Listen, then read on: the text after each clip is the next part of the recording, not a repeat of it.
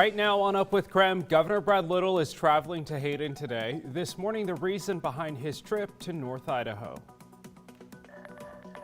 And of course, we're going to take you outside. We saw a round of showers early this morning. Wasn't much. We'll let you know what our odds are of seeing more rain later this week. Plus, the Northwest has already seen multiple fires this year, why the Spokane Fire Department says most of them were preventable. Up with KREM begins now. Well, good morning and welcome to Up with KREM. June is Pride Month, and there are a lot of events celebrating this month. Happening today, North Idaho Pride Alliance will have a special inclusion in faith panel discussion and short documentary night at the Human Rights Education Institute. Coming up in our next half hour, NIPA will join us on air to talk more about the event. In the meantime, we are also asking you, what does Pride mean to you? Text us your thoughts, 509-448-2000. You may see your response here on Up with KREM. We just received two more within the last couple of minutes. Someone said, what Pride means to me is the freedom to be you. Someone else texted us a bunch of hearts. Love that. So thanks so much for texting in. You can still weigh in, 509-448-2000. Love it.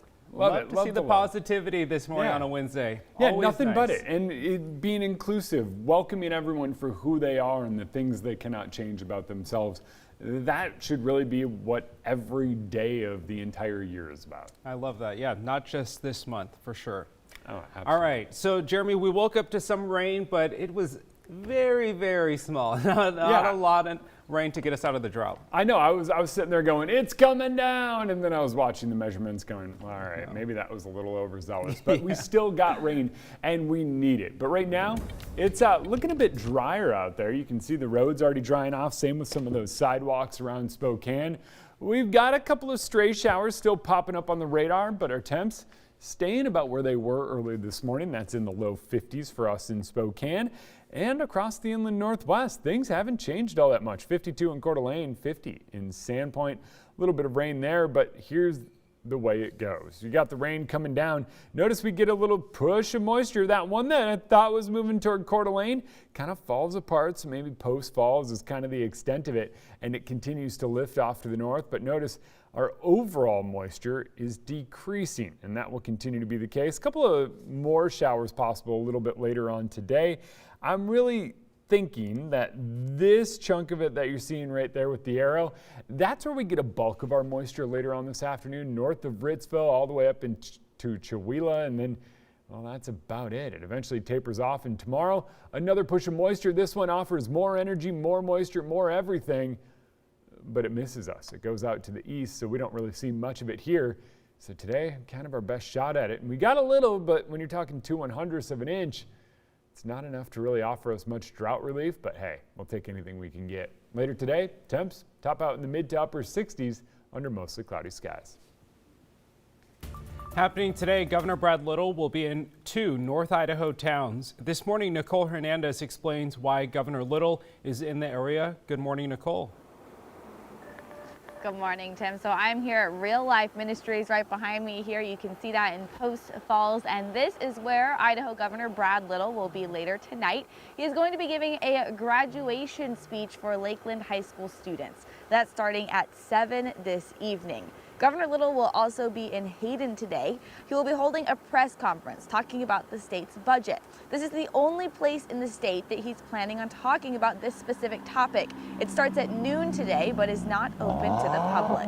Governor Little was also in North Idaho just last week. He traveled to Moscow for the groundbreaking of a new Schweitzer Engineering Labs facility. 60 jobs are expected to come out of the facility, and a dozen people have already began working as the building starts to take shape. Governor Little mentioned that Schweitzer is an ESOP. That means their employees get ownership interest in the company. Now again, today's visit is specifically for Hayden and Post Falls. You can follow that on KREM.com as the day goes on. Live in Post Falls, I'm Nicole Hernandez. Nicole, thanks so much. It's time for your morning rush now. First up, a decision on reopening the U.S.-Canada border could be coming soon. The mayor of a Canadian border city says he would be shocked if the border did not reopen to non-essential travel by June 22nd. The Prime Minister says he won't open the border until at least 75% of the population has had their first dose. Officials expect Canada to be there by sometime around June 21st. Leaders are hoping the Prime Minister speaks with President Biden about this matter this weekend at the G7 summit. This week, the first 250 names of the state's vaccine lottery were drawn, and now state officials are working to contact the winners. So here's a look at the machines used to generate the random winners of the state's vaccine lottery. The winning numbers will be matched with names of people who have gotten at least one dose of the vaccine. Winners will be contacted by phone or email. Once somebody is contacted, either by email or telephone, they have 72 hours to get back to us, so that clock will be ticking. So the next drawing will be next Tuesday. For more information on Washington's vaccine lottery drawing, you can text the word lottery to 509-448-2000. Local fire officials say burn restrictions are 3 to 6 weeks ahead of schedule. Above average temps and little to no rainfall is increasing fire danger early in the season. Spokane Fire says the fires they have put out this year could have been preventable. Everybody in the community has a responsibility for fire safety. Kept your property cleaned up and defensible, and you make it easy for us as firefighters to come protect your property.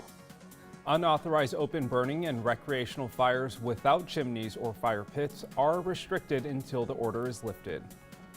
More ramp meters are coming to the Spokane area. WashDOT will install ramp meters on each of the eastbound on-ramps at the Geiger roundabout once it's completed. A meter will also be installed at the on-ramp taking drivers from US Highway 2 onto eastbound I-90 in Airway Heights once it opens. Spokane County already has 6 meters. Officials say the goal is to get everyone on the interstate to drive safely. It's a matter of perspective. If you're on the local street and you're getting on the ramp, you will be delayed. And so it is a change, but the goal is so that you get onto the freeway in a safer manner and that you have a less probability of getting in a collision up on top. The meter at the Walnut Street eastbound on-ramp will run from 6 a.m. until 6 p.m. That is your Morning Rush. More news in less time. Let us know what's happening in your neighborhood by using the hashtag #UpWithKREM on social media. Detectives are investigating a deadly crash near Loon Lake. Brandon T. Jones tells us how you can help WSP in their investigation. Tim, I'm just yards away from where that fatal crash occurred, and this morning WSP is asking anyone who may have saw or heard what caused this crash to call in and give them information. And we're going to take you outside. We're going to talk a little bit of rain that happened early this morning and what your odds of seeing even more later today might be.